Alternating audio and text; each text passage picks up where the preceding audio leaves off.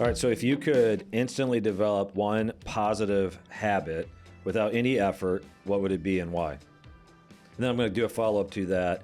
If you could get rid of one bad habit without any effort, what would it be? So let's do the positive first. If you could just today snap your fingers and have developed a positive habit, what would it be? I'll go first. Go for it. Beat you to it, Chris. Mine would be eating healthy just all the time, being able to have the knowledge of all the things I need to do and the capabilities and enjoying it all the time I'm doing it. So it would for sure be eating healthy.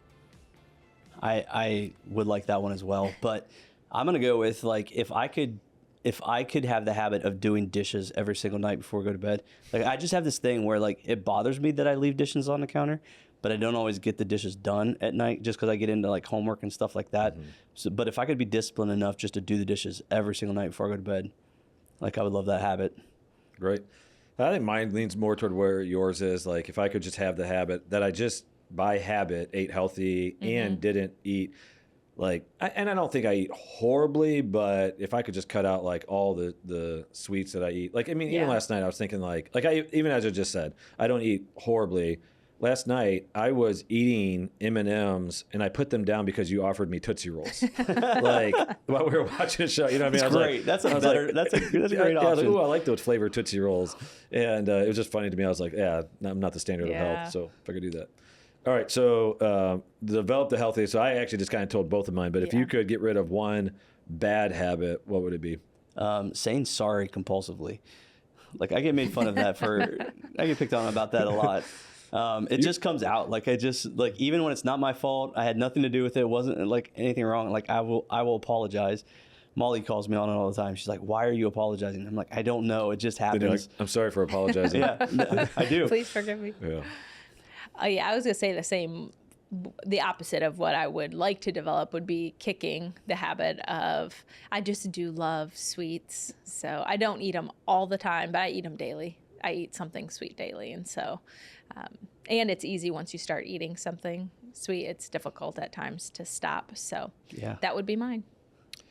You know, as I said, I'm taking it back. As I hear it out loud, I don't want to give up sweets. I know, right?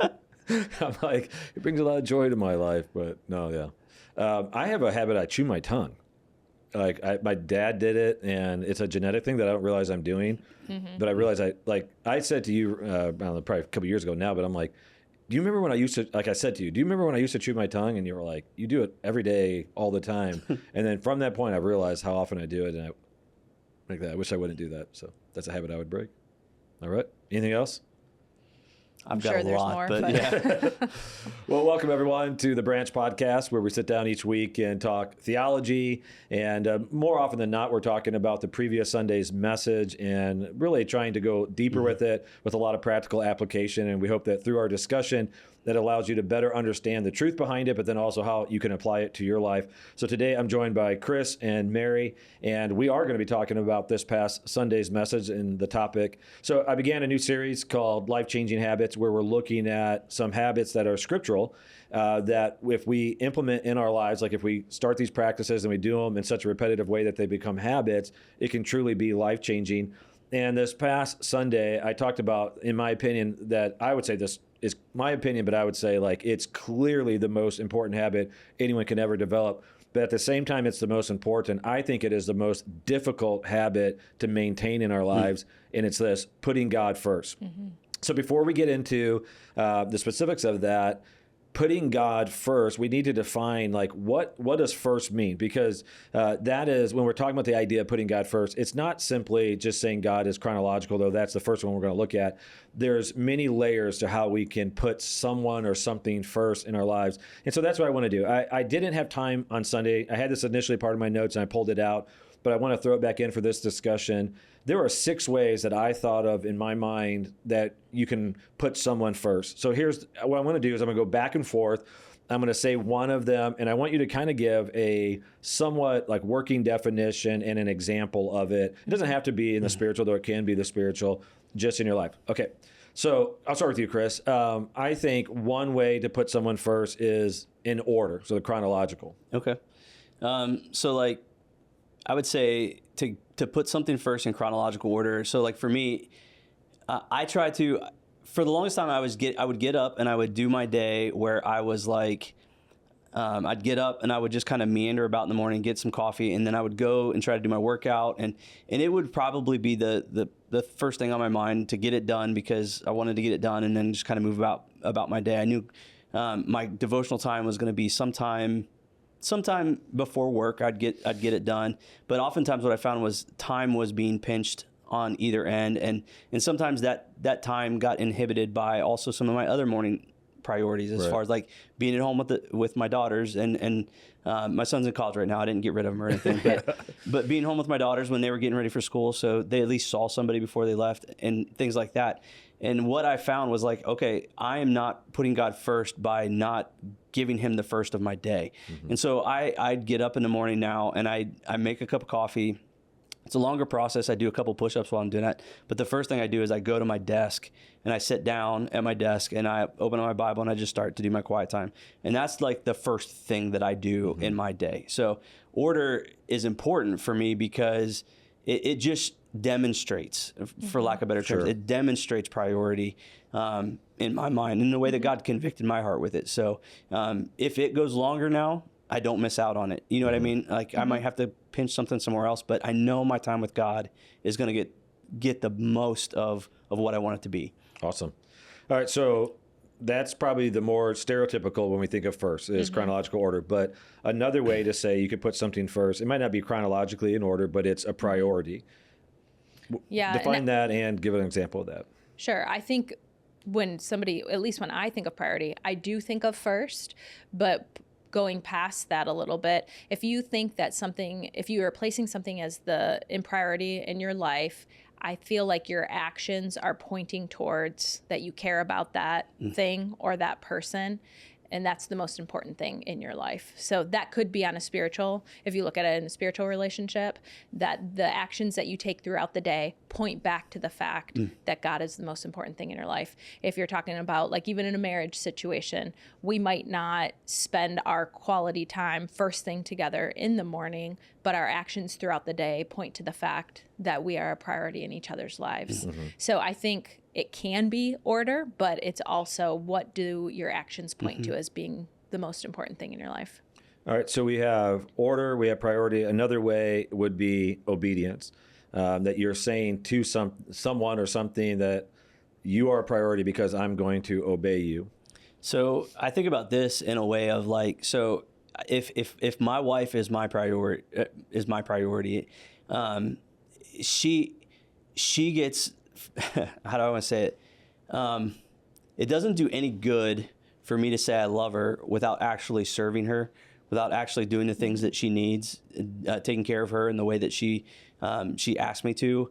So if I just said I love you and I got up and went about my day and never did anything to serve her, never did anything to take care of her, to think about her, to care about what she desires and what she wants, is that truly love?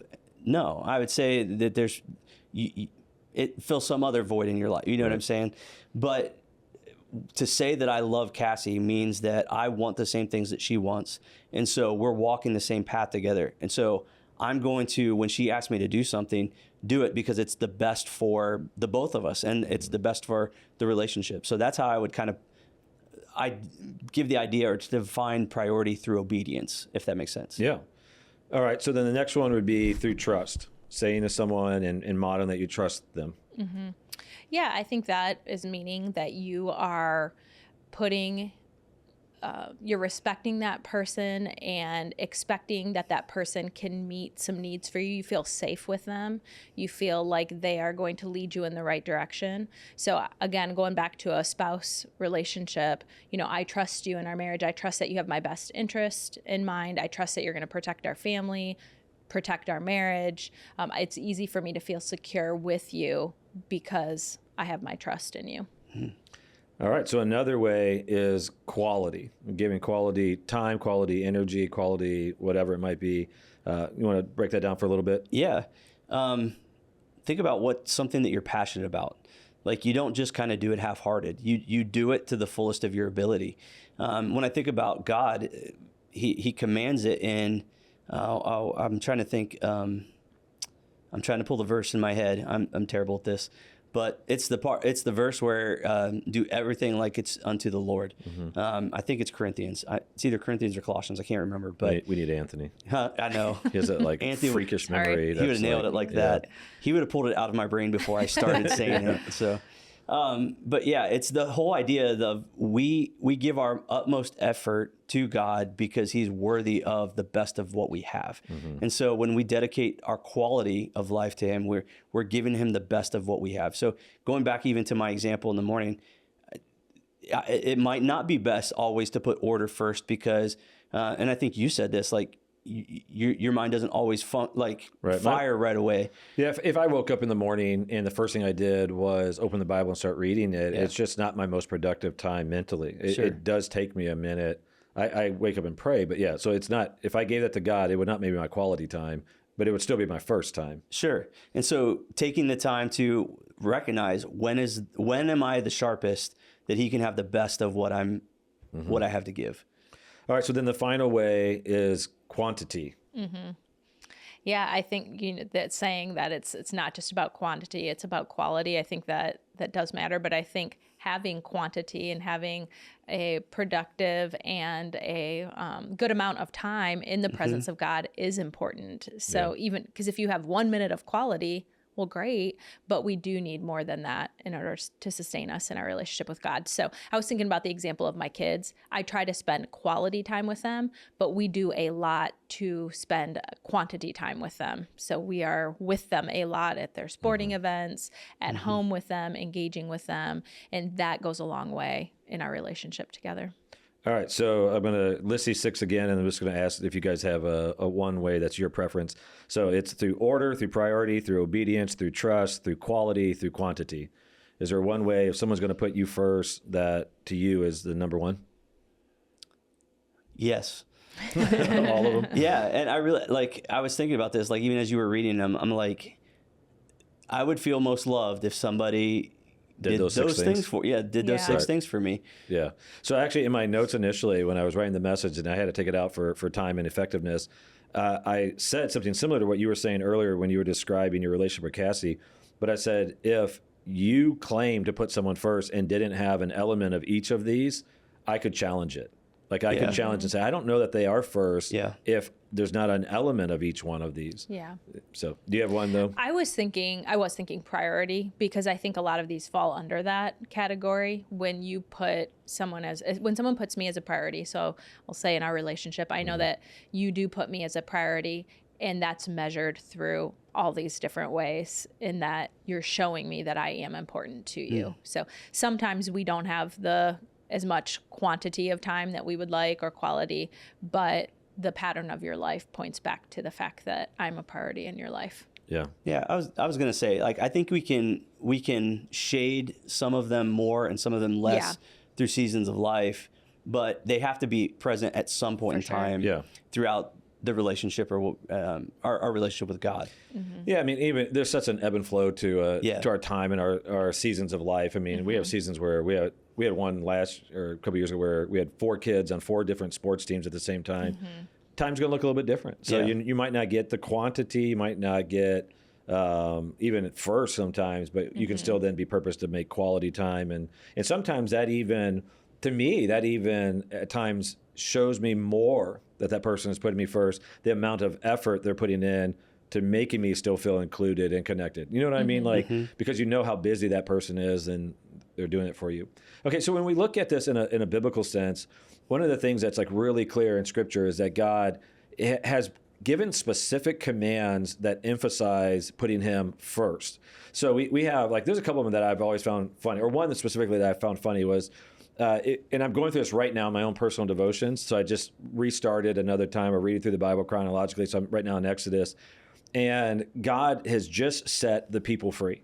So all the 10 plagues, all these dramatic things, they are leaving. And when you read it like quickly, when you're reading chapter after chapter quickly, there's a certain chaos to this moment. They have been slaves for 430 years.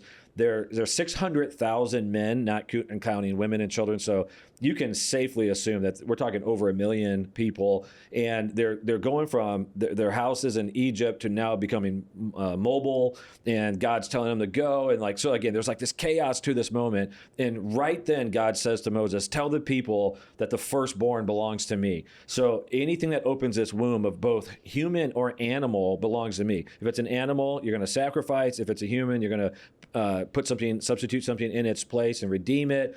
And like in my mind, I just picture like, this is the worst possible moment to say it. I mean, like, I don't know if you guys, have you ever felt the tension of when you're getting ready to go on vacation? Yeah. Yes. And you're packing everything up. I will say this about our marriage. I feel like we have mastered not fighting. Is that fair? Yeah. Like, Well, I think, I don't know if we've mastered it, but we've gotten a lot better. well, I'd say we've been really good. Yeah. Like we basically, we give each other grace in our body language. I'm like intense, getting our stuff ready. You're baking something because that's how you do it. And anyway, all that said is, in this moment, God says to them, I want you, like in the future, to put me first, because at this moment, none of that's taking place. Then later on, he leads them to the mountain. He starts to give his commands to them. One of the commands that he institutes to them is the principle of first fruits. That in the future, like again, and we know it from this context, it's going to be 40 plus years. But when you go in and you settle yourself in this land and you plant crops, the very first time you harvest anything, give me a generous portion of that. Same concept, whether it be of animals or of crops, like give me the first. And you look at this, and again, we could do other principles too that maybe is not chronological, but like tithing is what we just described. It's a quality, it's a portion, it's 10%. I think even the Sabbath is, even though it's like the last of the days, it's the seventh day, it is still setting aside a specific quantity to say, I'm trusting that God can do with 6 days, more with 6 days than what I can do with 7. Okay, here's my whole question is, you look at this principle that God is commanding them to do things that is sacrificial, things that require to put him as a priority, even things that are dangerous, like to go against larger armies. Nothing we give God is something that God needs, right? In the sense that he is self-sufficient. Why in the world is God commanding so often, so frequently, this principle of giving to him first and putting him as a priority when he doesn't need it? I think a couple reasons. First, you look at the way that God commands things, and he knows that the best thing for us is freedom from the things that enslave us. So you come out of Egypt, or the Israelites come out of Egypt, and God commands commitment, but he also commands their freedom. And so he's setting up the processes that will allow them to experience life at its fullest in relationship with him. So you get to Exodus then, and you start to see all of these things play out, and he's essentially creating a wedding ceremony for him and the people, where he is going to be committing to them, and they're going to commit to him. Well, can you have that type of relationship, a committed relationship where you are fully bought into what each other's doing without that level of trust? The trust that God demands in, I need you to be totally committed to me. You're not going to have any other gods before me. You're not going to, I need you to let go of your slavery to these possessions, to these things. I need you to not think about the way that you lived life in Egypt. We're going to do it different now. Everything is about this relationship now, not the life that you had before.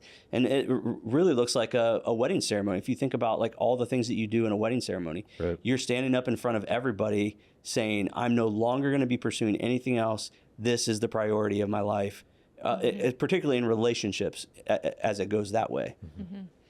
Yeah, so the fact that God wants to rid them of the things that they were enslaved to, but also offer them what actually gives them true life, which is a relationship with him.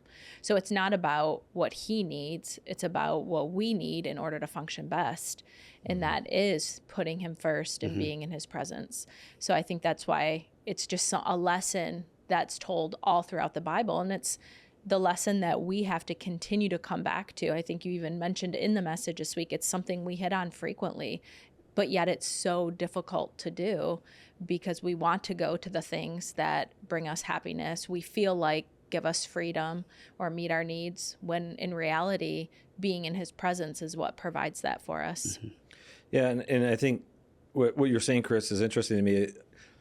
when you picture it as like a wedding ceremony, I think sometimes what gets lost in it is what we're being commanded to give to God pales in comparison to what he's going to give to the relationship. Exactly. Yeah. And that is the dynamic. So it's like, it looks like from our perspective initially, like God wanting to take.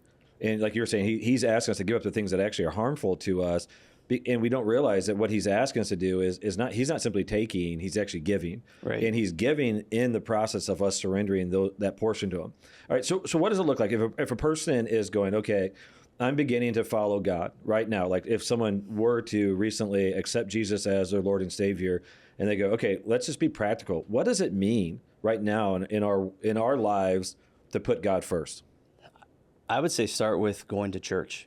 And that's the best place because and that sounds like the simplest answer, and it kind of is, but it's in the community of believers that you really are going to learn. You're going to find the support that you need and the information you need to begin to establish all the different principles. Mm-hmm. A relationship with Christ and a relationship with God is life-changing, but those changes happen over such a long period of time and throughout the entirety of our lives even, that we need to not just have a five-step program or just the list of things that we need to do. We have to be embedded in a community that is committed to allowing that transformation to happen in our lives and helping and fostering that transformation. And so I would say get up and go to church. And it's in that community, in that place, you're going to find everything you need to know and all the support that you need to really live out what it means to experience God's presence and what God wants for you in your life. Yeah, I would echo that because I agree with you. If you just try to sit down and check the boxes, they would be never ending of all of the things that you need to do in order to put God first. Yeah. And just like you said, it's a lifelong journey. So for those of us who've grown up in the church, I'm still learning weekly what it looks like to put God first. God's still making me aware of areas in my life that I need to surrender and that I need to place him first, or I'm not doing that. So it's not something that can just be accomplished in one day. It is a process of learning. And I agree with you. I believe church is the best way to learn that. That doesn't mean there won't be other tools that will help you along the way, like reading your Bible and spending time in prayer and being around community. But you will learn those skills when you start attending a church and hear solid teaching. All right, well, let's just start. I'm going to start asking some specifics off of this. Let me begin where you just ended. Okay, so going to church is the first one we would say. You then at the end mentioned the idea of reading your Bible and praying. Why is that a critical part of putting God first? And what does that look like in someone's life? Because I think if a person, I'm just making a guess here, if a person gets saved and Christianity and faith is a new thing to them, they might have in their mind that you go to church every week for that person on stage to open the Bible and to read and teach me. That person leads me in prayer. Then we have worship leaders, and that's how we engage. They might not even realize that what is available to them and expected, but I would say available to them in those things. So could you just take a moment, and I know, Chris, you put a lot of energy into this in your job here. Sure. But what does that look like for a person? And again, let's make an assumption that they don't know anything and they're hearing this for the first time.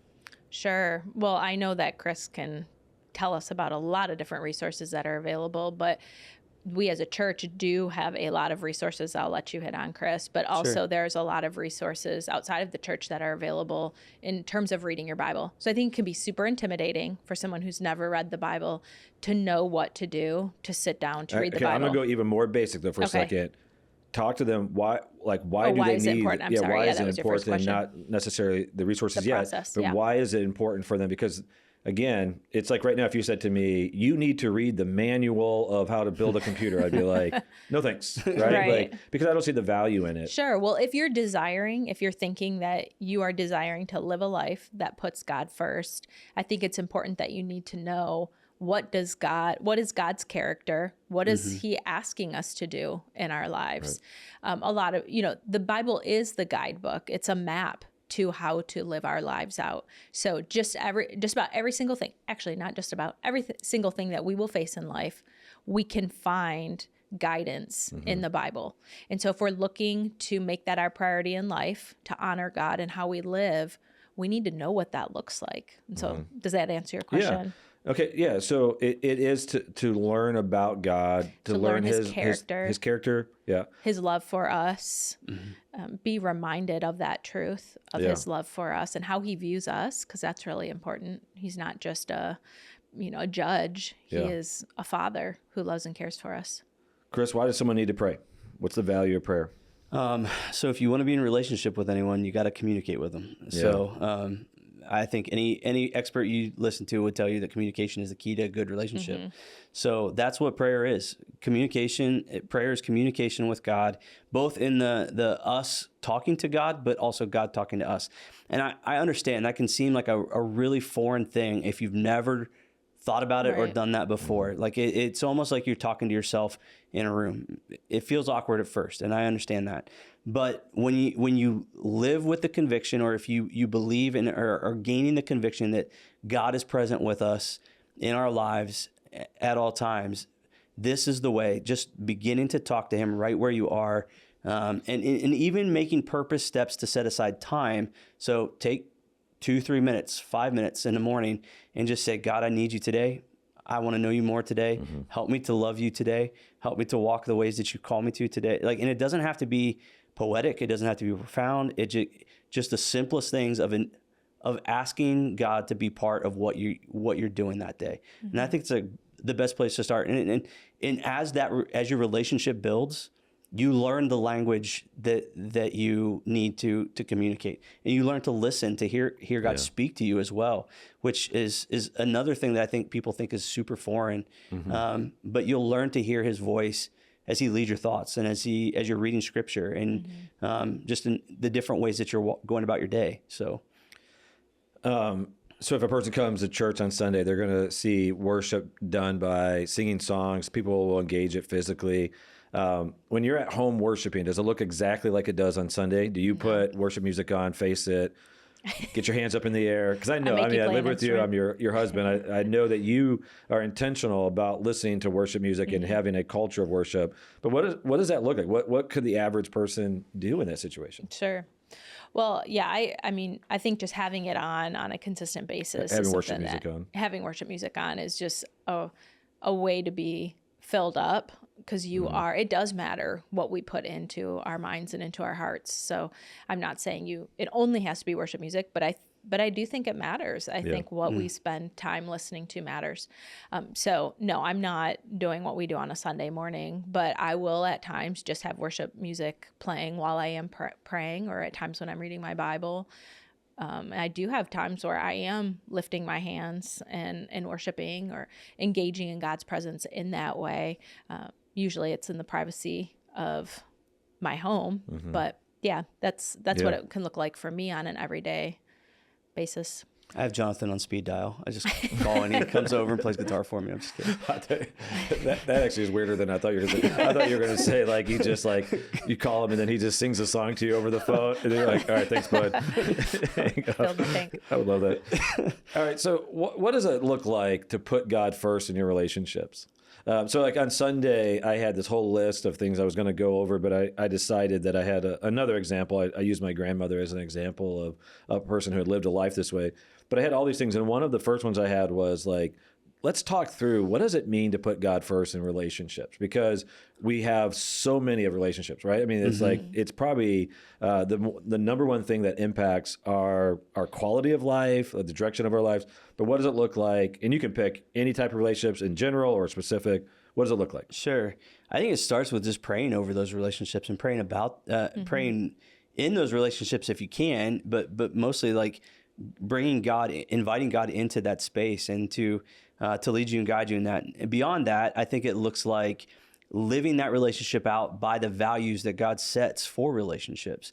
And that's serving, submitting to one another. It's caring for one another, the other person above your own self. And like, that is what it looks like to really take Christ into relationships. Because now you're not just living for yourself, and you're not looking to relationships to get what you can get from it. Right. It's reshaped around the person of Jesus. And even as you say that, I know exactly what you're saying, but I want to even clarify. When you say that, you're talking about relationships. Like, Yeah. I think someone could hear what you just said and think you're talking about you and Cassie. No. Though that's true of you and Cassie, Right. you're talking about the concept of submission and serving in Yeah. all relationships. Your boss, your brother, your sister, your the person who lives down the street, the neighbor who's right next door. Like, that is how Christ calls us to love everyone.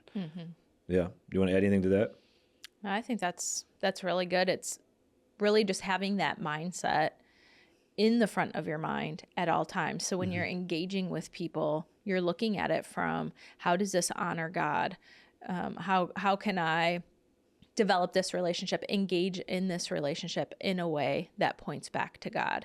And just being aware of that. And we should have that in our friendships. We should have that, hopefully, in your marriage. You should have that in your coworker relationships. Is this honoring? Are the things that we're doing, would this point this other person back to God? Or if somebody were viewing this relationship, could they see that it's God honoring?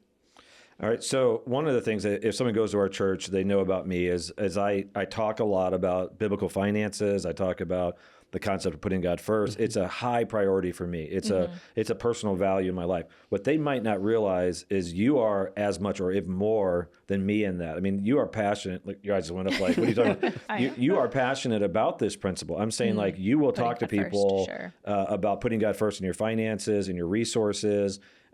You will have that conversation with people. I actually kind of laugh at times because of your boldness and bluntness. Like, you could be talking to a stranger and they're like talking about, financial issues, and you're like, you know what you should do? You should put God first in your finances. That might be a little bit extreme, but it's close to that. But I'm saying, the reason why I'm saying that, I mean that as a compliment. You really do have a deep conviction that putting God first in your finances is a wise move. Can you talk about, first of all, what does that even mean, putting God first in your finances, and why is it something that is such a deep conviction for you? So putting God first is meaning giving God your first. So when we read through scripture, we see it commanded to give God the first 10% of what we have. So very practically, that's what it looks like. Putting God first is when we get our paycheck, that's the first thing that we're doing is 10% is going towards God, 10% or more. So giving your tithes and offerings above and beyond that to God. So I have a conviction because it's a commandment of God, but I also know that it's a principle that absolutely works. When you trust God with that first 10%, He takes care of all your needs. That does not mean that money is falling from heaven, but we have seen supernatural ways that God has blessed us when we have taken the step of faith to be obedient in this area.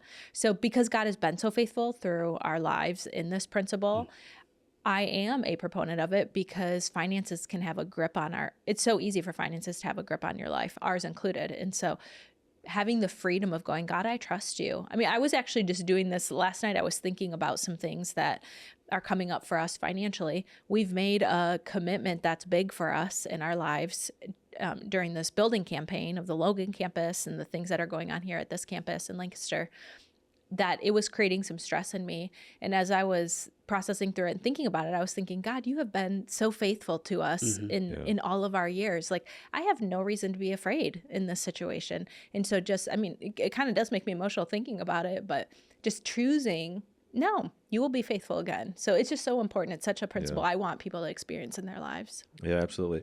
Yeah, when we look back in our lives, I could write a book on all the ways that God has been faithful, shockingly faithful. Times where, and even I'll be honest, in times where I wasn't as disciplined as I should have been in finances. So it was even in grace that God would provide. And so I am, you and I both, we just have such a deep conviction. All right, Chris, another thing that people would say is like, okay, putting God first, but here's just the reality is life demands a lot of my time, energies, resources. Using the term balance doesn't always feel biblical because it feels like I have to compromise with God and different stuff. But yet, if we use it in a biblical sense, how can a person find a healthy rhythm knowing that life just has busy seasons? So like if in this season there's negative health in our family and that just changes everything, or in this season we're busy because of activities, what would be your advice to help someone that now is listening going, okay, life feels really busy. How can I navigate to find the healthy rhythm that obeys God, but also just lives the life that is the life that we have. Does that make sense? Yeah, absolutely. So the scripture lays out a principle of the Sabbath, and the Sabbath is taking one day out of the 7 and ceasing from work. And so the whole idea behind it, when you look at it in Genesis, the idea is that God did all of creation in 6 days, and on the 7th day, it was complete. Well, with that 7th day was the idea of God resting, not because God needed rest, but the completion of it was he's done. Like he ceased, he stopped. You know what I mean? And so he sets this principle for us, and we see him command it again at Exodus. It's the fourth of the 10 Commandments, where he's like, you're going to take one day off a week. The reason they set that principle up, and that you have to be purposed about it. So I'll explain that here more in a little bit. But the reason he does that is because we shape our identities, we shape our lives around the things we accomplish, the money that we try to accumulate through the work that we do. And so it's just another principle, the same way that the tithe teaches us and reminds us that God is our provider, not ourselves. The Sabbath is another reminder that God is the one in control, and he is the one who provides for us. And so when we take one day off a week, we go, okay, God, I trust you. I trust that if I stop working, you're not going to. I trust that if I take time to rest and to spend time with you and with family, and doing the things that you've blessed me with, then I will be okay these other 6 days of the week. I'll be able to get done the things that I need to get done. And so it's a purpose principle that we have to be purposed to take that interrupts our lives. When people talk to me about Sabbath, I always emphasize this point. A Sabbath is meant to be an interruption to the business of our lives. It's not convenient. It's not an easy thing to do. It's there to interrupt all of those negative patterns that we have and remind us that God is the one who can care for us and provide for us in times of need. Now, what that looks like, I think Sabbath, and I'm sorry, I'm talking a lot here. Well, that's good. I'll wrap it up. But Sabbath simply is just stopping your work. So if you work a job at fast food, don't do fast food on your day off. If you work a job where you are a business person, don't take any emails. Don't do any of that stuff, or take phone calls on your day off. Set aside one day so that you can focus on worship, focus on prayer, focus on family, and focus on refreshing your heart, and the good things that God gives in your lives. So I think that's the easiest way to kind of describe it. So That's good. All right. So if a person is listening, they're like, okay, I'm feeling like I can't do all that I have to do now in the time that I have to do. And you just said, take a day off. And so that's a little bit overwhelming to them. Or in any other area, if someone just goes, man, I'm sensing I'm not putting God first. What would be the advice that you would give them? I mean, is it all or nothing? Is it cold turkey? Again, where do we go? Because if a person just hears that and goes, okay, so is the only way to honor God tomorrow, I got to just take a Sabbath and that is what it is? You know what I'm saying? Yeah, exactly. What's the advice that we would give people in that situation? I think there are steps that you can do, but in the end, to what degree does it stop being a step of faith? Yeah. Do you know what I'm saying? So you might as well rip the Band-Aid off is what I'm saying. No, I agree with you. 100%. So I think you could come up with a plan and slow go it. I think that might work for you. But to take an hour off, that's going to be a step of faith. To take 4 hours off, that's going to be a step of faith. To take a day, you know what I mean? Like 7 hours off, it's a step of faith. So God says, hey, just rest one day and trust me. There's not a point in time, whether it be tithing, Sabbath, whatever it is that God asks us to do, that doesn't require our trust that he will come through for us in something. So there's been many times that, and I know you've shared this before too, but when you're preparing for a weekend thing, we work on Sundays. Right. When you're preparing for weekend things, we typically take Fridays off. So you get to Thursday, you didn't get as far along for something that you're preparing for Sunday as you wanted to. The tension is, do I finish that on Friday? Or do I take the day off and honor the Sabbath? Right. And then maybe get it done, but what is it then? You know what I mean? So so many times I've taken the Sabbath off and then been able to complete what I needed to on Saturday for Sunday. So that choice is always there. The temptation will always be there. I think you just have to start with that, and you have to go, this is what God commands. This is what I'm going to do. And we're going to live with the consequences of what comes from that. Mm-hmm. Yeah, I love that answer, because I think that is the whole key of putting God first is you're putting something second. And oftentimes it's you, it's your comfort, it's your own desires. Yeah. And there is an element of faith and there's an element of sacrifice. Mm-hmm. So even like I had to experience that last week, honestly, in preparing that message. You guys know a little bit about it, really well because you live with me. But like on Thursday was my day I was going to set aside to finalize my notes, and I got sick. I got a migraine the night before. Still came into the office a little bit and just did not have as productive a day as I normally would. Mm-hmm. And then Friday's my Sabbath, and I was like, I was tempted because even on that, because we had taken some time off that week because it was a holiday week, and I thought, can I rationalize this in my own mind and say, well, Monday and Tuesday were my Sabbaths, and I thought, you know what? No, either I'm going to trust God or I'm not. And so I did it on Friday, and I struggled on Saturday. I mean, like I did not have my best study day. I studied all day. I just could not get the notes to come together in my own head. And the irony of it is God is so kind of that. Like the next day, people were like, oh, the message was good. And I was like, that's great. But that's not how I felt going into it. But it was still a faith moment. And God is kind, and God came through, and God did the part that I couldn't do. But it does require faith. Yeah.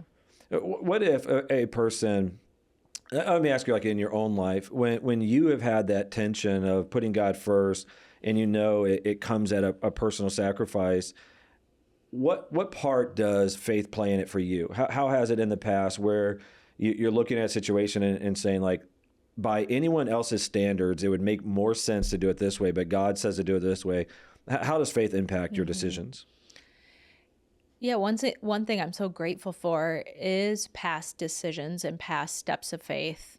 What I was just talking about, even in the tithe and giving generously, is I can look back and see God's faithfulness. And so it does help me so much take steps of faith currently and in the future. I know it will help me too. So that is a beautiful thing about a relationship with God, is as you do it, as you take that first Sabbath, as you take the first opportunity to tithe, as you take the opportunity to spend time engaging with God and reading the Bible and praying and being in his presence, he will be faithful. And that is what will help you in the future take steps of faith, because you can look back and go, God, I remember when you helped me through that really difficult season, or I remember that tough season financially where you provided for me. Just those examples are really what I think make it easier to take the steps of faith now that he's calling us to. Yeah, steps of faith and God coming through really do become building blocks in our faith journey.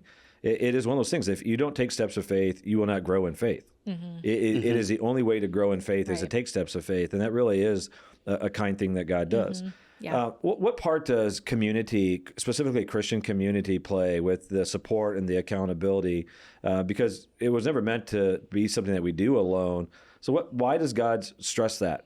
I don't know if anybody else's heart is this way. I might be the only one, but I'm going to guess not. But my heart tends to chase after a lot of things. I get excited about a lot of different things. I'm a hobby guy. I love hobbies.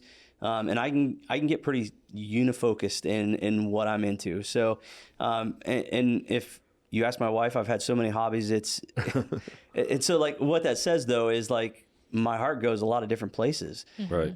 What Christian community does is constantly brings me back to the place of no, what my heart really truly desires is God. And so like being in community, being with friends, being with people of like mind who are going the same direction. What it does is it is that reminder. It's that thing that draws me back into, even if my heart starts to go this way, I know when I step back into community, I'm going to be reminded, no, God's my priority. God's what I want most and of highest quality in my life. You know what I mean? Yeah. So I think community stands as that pillar, that support, that encouragement that we need, because our hearts want to naturally go in a direction that's not towards God. Yeah. So community helps in that way. I'll admit. Yeah, I think like you're saying, it helps keep you accountable to what you're saying your desires truly are. You have people around you who can support you, say, hey, I'm noticing this about your life, or I know that this is a goal in your life and I want to help you achieve that goal. So they help you in accountability, but it's also an encouragement when you see somebody else living that life out and you even can see their faith stories. That's an encouragement. I mean, that is why we use testimonial videos here at the Tree so often, is because our hearts can connect with somebody else's story of a time when God has been faithful to them, and help us be encouraged to then continue on in our faith and take the steps of faith that God's calling us to do. Well, you've already mentioned it. You were just kind of talking about it, but you mentioned it a little bit earlier. How does putting God first impact your mental and emotional health? You were talking about there's just some stresses you were thinking about, some financial things, but you just know God's going to be faithful. How does that impact it? Because I think we do live in a world that does naturally create stresses for people. We're seeing it. I mean, it really is a pandemic in our culture, the stresses on the mental and emotional health of people. How can putting God first actually help alleviate some of that tension, some of that stress? I think just trusting that God is a God who's faithful. God is a God who has a plan for our lives. God is a God who wants the best for us. That doesn't mean life's going to be easy, but he wants us to experience his presence in the fullest way that we can. Just remembering those truths eases a lot of the stress and anxiety that we face. And when we are choosing to put God first, being in his presence, reading his word, reading his promises to us, the Bible tells us it does do a supernatural work in our minds and our hearts. It's something that we can't scientifically explain, but it's something that truly happens when we are engaging in God's promises and in his words. So there is something to the fact of, I don't know exactly how it works, but I just know that it works because we're trusting we have a God who's in control that's bigger than the worries that we're facing. Sure. As somebody who's experienced a lot of anxiety in his life, and I've dealt with it for a really long time, it really is the presence of God that has taught me to walk in it. So I would love to say, like, I don't get anxious about anything anymore. Like, and I think a lot of people think, like, if God is with me in this, he's going to take it away from me. Right. I've found more peace and hope and joy in God's presence with me in it. And what it shows me is that even in the midst of whatever struggle, whatever stress, whatever turmoil that I'm facing, God can be the one who sits with me in it. God can be the one who brings me through it. God can be the one who shows me that I'm going to be okay no matter what I face. And I think you look at Scripture and you look at all the trials and all the difficulty and the struggle. It would have been great if God would have just not allowed any Christian to ever experience those things. But they experienced some very stressful things. I mean, they were being martyred. They were being in prison. And so, like, you look at that and you go, how did they sustain that?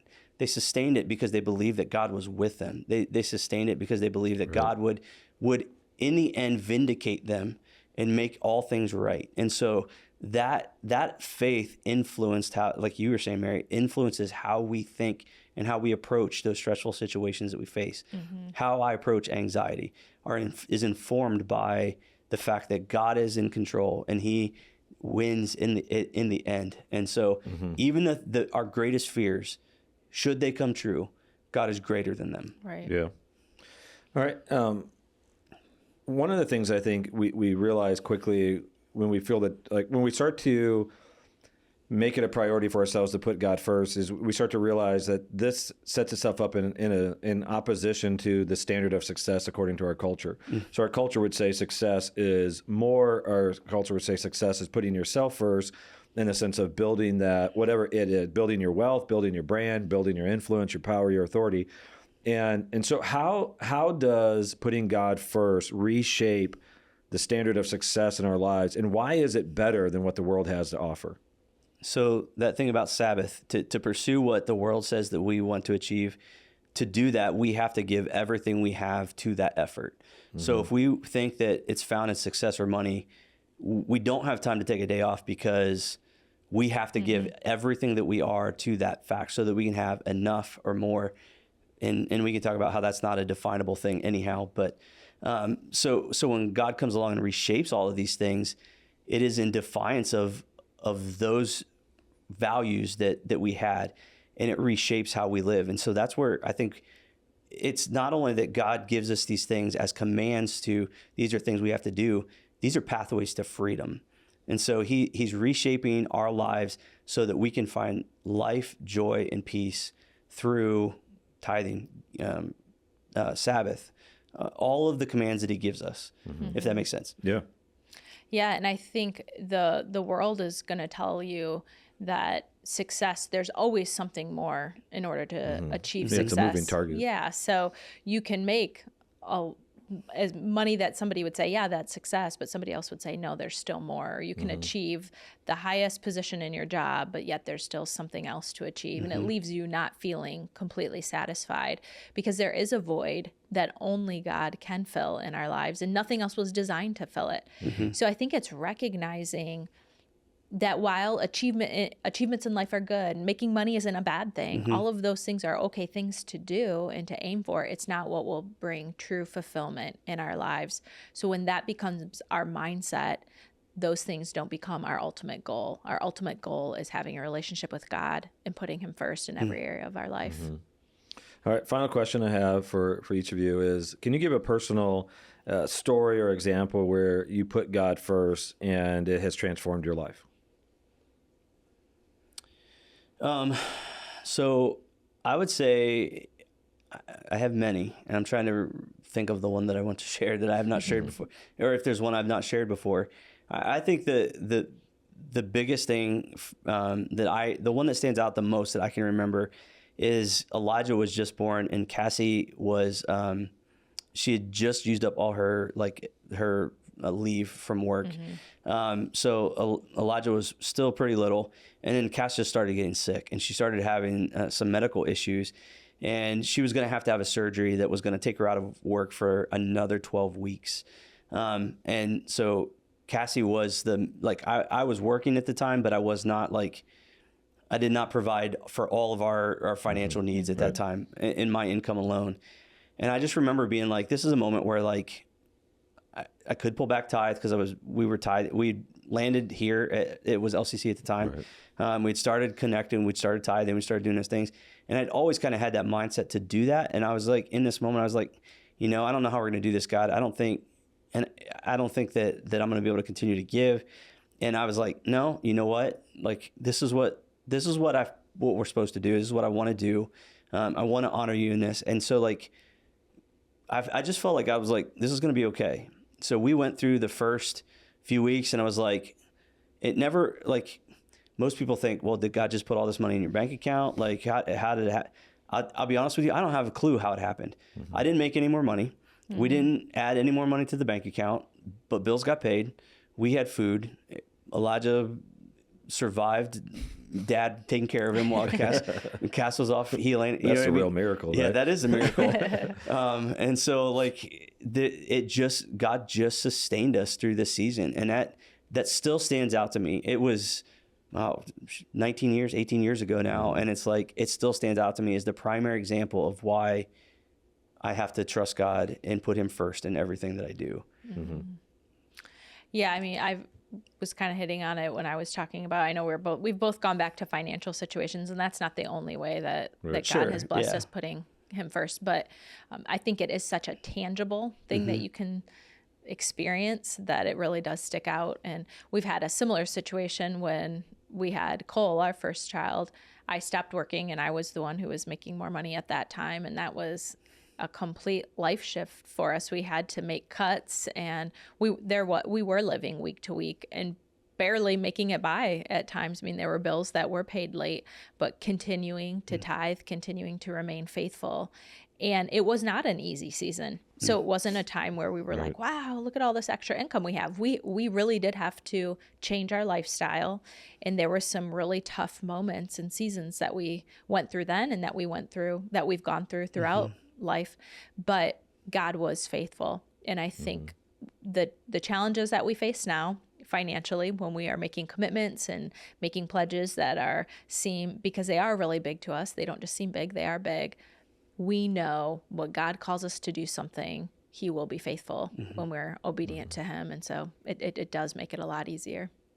Yeah, for sure. I mean, I think about that. So the story you were just telling, not only did we go from 2 incomes to 1, but then shortly after that, we felt like God told us to increase our giving. And we went from 10% to 20%. And we had to get out of debt. We had some, not a ton of debt, but we had some. We had to go through Dave Ramsey. We had to get on a budget. I mean, there's a lot of like really practical things we had to do. But you're right. That did set us up for the foundation of, from that point forward, we could trust God. And so like in this season where God has called us to give, I mean, upwards of 40% of our income that toward the generosity initiative, I don't know that it, for either one of us, that it was an overwhelming stress. I mean, it was a reality. We were like, oh, this is going to be a change, right? We're going to have to change some things. We looked at our budget. We didn't just make a decision and then go like you were saying, is money just going to fall from heaven? Right. Like we weren't naive, but we were like, it didn't shock us. We just were like, okay, we're going to have to be more disciplined, but we can't wait to see.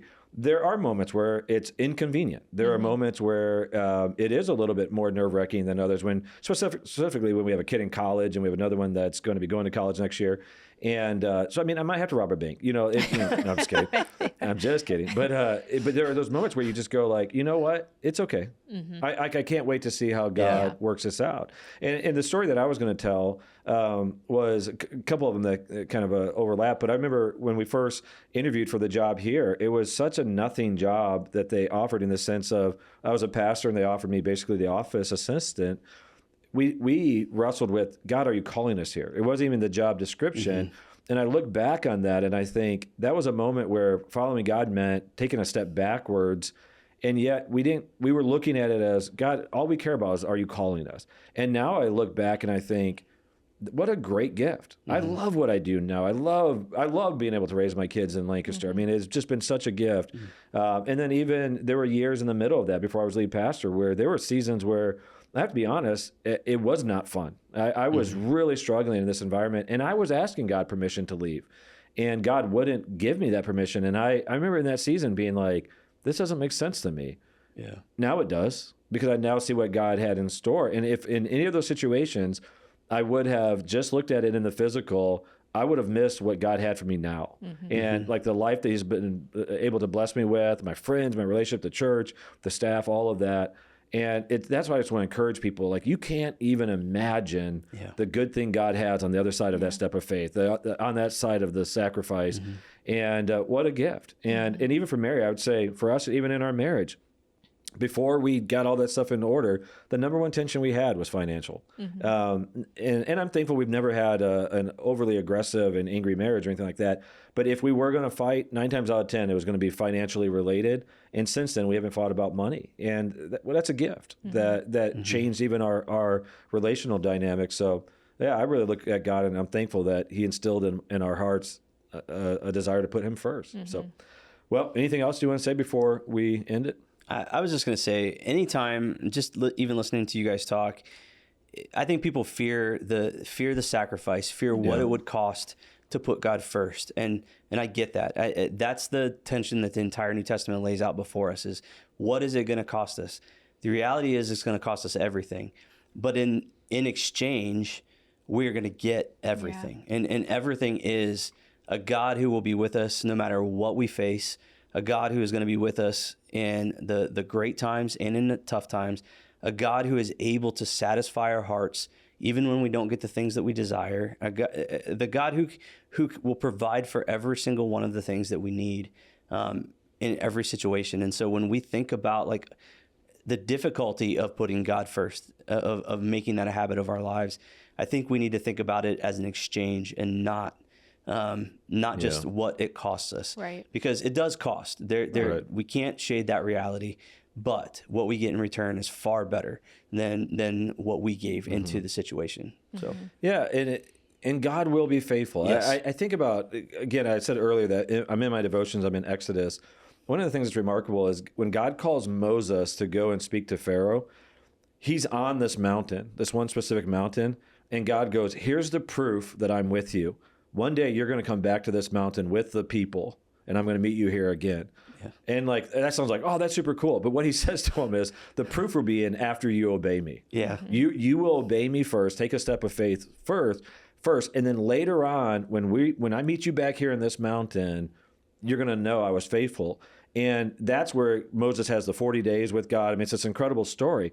But I think about how many people missed the mountain because they were afraid to take the step of faith. And God wants to meet them back there to say, I told you I'd be faithful. Yeah. But it happens in the exchange. You take that step of faith, and then the exchange happens. Anything else you want to say? I would say, especially for somebody who this is all brand new to you and you're wondering, like, what's the first step? I would say just start. Start with what God is calling you to do, whether it's attending church, whether it's spending time in his presence, whether it's tithing. Like, you don't have to have all the answers and know everything before you take your first step of faith. Right. Yeah. Like, begin and watch God start to move in your life. Because how long did it take you before you were perfect in giving it? You know what I mean? Yeah, we're still working, still right? working on it, right? Still God Every is single one of us, constantly revealing. Yeah. Well, everyone, as always, thank you so much for joining. We really do genuinely hope that our discussion can be an encouragement to your faith, that you can get one part knowledge, but you can also get a way to apply it to your life, because if you don't understand how to apply it, it's really of no value. So we thank you for joining us. If this is an encouragement or blessing to you, we always ask that you share it, just because we want these truths to get out and impact more lives. So again, we are so thankful. We hope to see you next week. And even before then, we hope to see you on Sunday. God bless.